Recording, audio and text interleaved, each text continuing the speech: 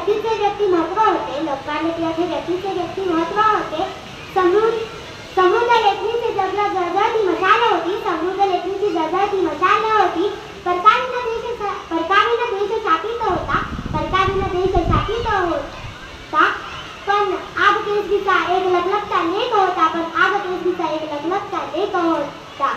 झाली सिंहगर्जना स्वराज्याची. झाली सिंहगर्जना स्वराज्याची. अशा महान नेतेस वंदन करते कोटी कोटी. अशा महान नेतेस वंदन करते कोटी कोटी. लोकमान्य टिळक यांचा जन्म 23 जुलै 1856 रोजी रत्नागिरी जिल्ह्यातील चिखली या गावी झाला. वयाच्या 16व्या वर्षी ते राजकीय परीक्षेत उत्तीर्ण झाले. लोकमान्य टिळक यांनी जनजागृतीसाठी केसरी व मराठा ही 2 वृत्तपत्रे चालू केली. त्यांनी लोकांमध्ये राष्ट्रीय भावना विकसित करण्यासाठी सार्वजनिक गणेश महोत्सव व शिवजयंती सुरू केली. मंडलाच्या तुरुंगात त्यांनी गीतारहस्य हा ग्रंथ लिहिला.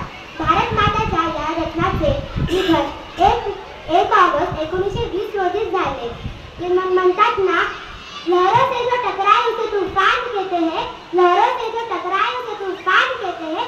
आज इंग्रजों से टकराए उसे बाल गंगाधर तिलक कहते हैं. उसे बाल गंगाधर तिलक कहते हैं.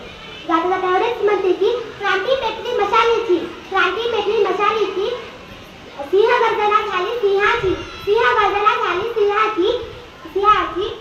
स्वातंत्र्याची नवी प्रेरणा टिळकांनी जनतेला दिली. कधी बोलून शब्द संपवते. जय हिंद जय महाराष्ट्र.